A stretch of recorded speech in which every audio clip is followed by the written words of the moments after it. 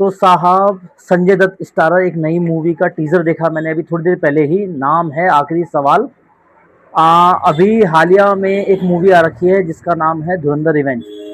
उसके ऊपर एक बहुत बड़ी कंट्रोवर्सी थी, या सीधा सीधा कहें दो पक्ष बटे हुए हैं उसके ऊपर। एक कह रहा है ये प्रोपोगंडा है और एक कह रहा है ये रियलिटी है। तो आजकल ऐसी मूवी का बहुत ज़्यादा हो हल्ला मच रहा है, इस टाइप की मूवी ज़्यादा आ रही हैं। इसी में एक नई मूवी आप ऐड कर सकते हैं जिसके ऊपर अभी बहुत ज़्यादा कंट्रोवर्सी होने बाकी है। आप लिख के रख लीजिए से मेरे जो शब्द हैं कि ये मूवी जब आएगी, पिक्चर चलेगी नहीं चलेगी, अच्छी बनेगी घटिया बनेगी, वो तो जब आएगी तब देखते रहेंगे। लेकिन इसके ऊपर कंट्रोवर्सी बहुत होगी, बहुत न्यूज़ चैनल वाले इसे भर भर के चलाएंगे क्योंकि कई दिनों का मसाला मिल जाएगा। ये आरएसएस के इतिहास पे मूवी दिखाई जा रही है। इसमें संजय दत्त जो हैं वो एक प्रोफेसर बने हैं जो आरएसएस के विचारक हैं, या कह लीजिए उस विषय को जानने वाले बहुत बड़े महान प्रोफेसर हैं उस विषय के ऊपर। और साथ में है नामशी चक्रवर्ती जो कि एक कह लीजिए डॉक्यूमेंट्री लिख रहे हैं आरएसएस के ऊपर, और उसके ऊपर डिटेल लेना चाहते हैं, इतिहास निकालना चाहते हैं, ढूंढना चाहते हैं इतिहास के बारे में। और इस चक्कर में वो संजय दत्त से मिलेंगे और साथ में एक बहुत बड़ा पब्लिकली डिबेट इसमें दिखाया जा रहा है जो अब तक टीजर में दिखता है। स्टार कास्ट बहुत अच्छी लग रही है क्योंकि संजय दत्त, नामशी चक्रवर्ती, अमित साध बहुत बढ़िया एक्टर हैं। ये नीतू चंद्रा बहुत दिनों के बाद एक एक्ट्रेस हैं, इनकी वापसी हो रही है, इनका नाम है समीरा रेड्डी। तो स्टार कास्ट बहुत बड़ी है। मैंने कहा कि ये प्रोपोगंडा होगा नहीं होगा ये तो बात का विषय है जब मूवी आएगी, क्योंकि कंट्रोवर्सी इसमें भर भर के होगी। और आजकल मेकर्स चाहते हैं कि मूवी चले ना चले वो बात की बात है, लेकिन उसका हल्ला जो है ना वो पैदा होना शुरू हो जाता है।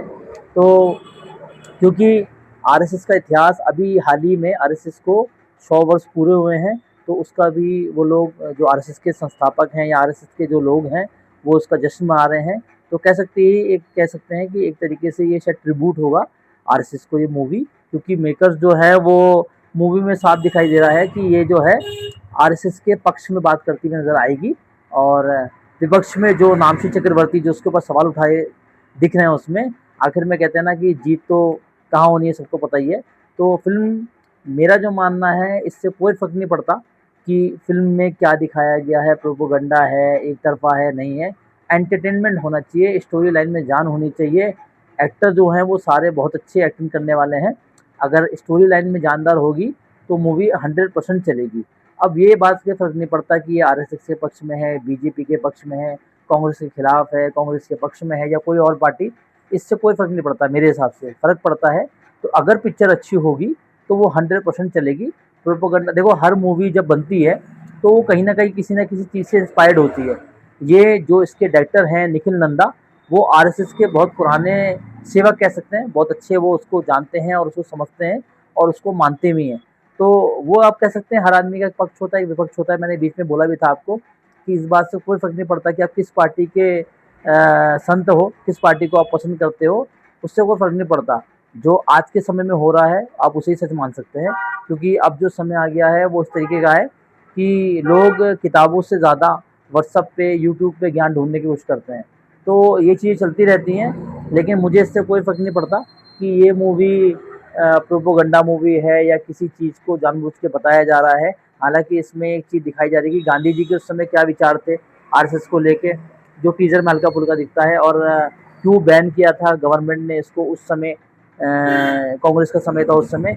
तो वो सारे सवाल जवाब तो जब आपकी मूवी आएगी तब पता चलेगा कि क्या निकलते हैं। लेकिन हाँ, ये सच है कि टीज़र जो है वो अट्रैक्टिव दिख रहा है। एक्टर जो हैं संजय दत्त, हालाँकि लुक मैं उनके कई पिक्चरों से एक जैसा ही देख रहा हूँ, वो एक जैसे दिखते हैं, लेकिन ऐसा लगता है कि यहाँ पे एक दमदार एक्टिंग करने का दोबारा से उनको मौका मिलेगा, क्योंकि यहाँ पे वो हो हल्ला वैसा नहीं है। यहाँ डायलॉग अच्छे लिखे गए हैं, जहाँ पे उनका पहला ही डायलॉग है कि द्रुपद ने, जो द्रौपदी के पिता थे, वो द्रोणाचार्य को मारना चाहते थे और इसके लिए उन्होंने अपने बेटे को तैयार किया। साथ में उन्होंने जाके उनसे, द्रोणाचार्य से पूछा कि क्या मैं आपसे शिक्षा लेना चाहता हूँ, तो क्या आप मुझे शिक्षा देंगे? तो कहने का मतलब था कि द्रोणाचार्य ने जानते हुए भी कि आगे चल के ये मेरा बुरा करेगा, उसके बाद भी उसको शिक्षा दी। तो डायलॉग जो हैं वो सुनने में बहुत अच्छे लगते हैं। अब आप इसे प्रोपेगेंडा माने ना माने, मेरा ऐसा मानना है कि इससे कोई फ़र्क नहीं पड़ता। अगर स्टोरी में जान है तो मूवी चलेगी, अगर जान नहीं है तो कोई फ़र्क नहीं पड़ता। नाम से चक्रवर्ती अच्छे लग रहे हैं। अभी तक टीजर बहुत छोटा है, लेकिन मैंने कहा कई ट्रेलर भी आपको अट्रैक्ट नहीं कर पाते, लेकिन टीजर देखने में अच्छा लग बन पड़ा है, मेरे हिसाब से तो है। और ऐसा लगता है जो ये कोर्ट रूम तो नहीं है, एक शायद डिबेट शो टाइप का ये ऑर्गेनाइज किया जाएगा इसके लिए, जो दिख रहा है मूवी में। तो वो उसके संवाद जो अभी सुनाई दे रहे हैं वो तो अच्छे लग रहे हैं देखने में। बाकी निखिल नंदा का डायरेक्शन क्या है वो जब ट्रेलर आएगा या मूवी आएगी उसके बाद ही पता लगेगा।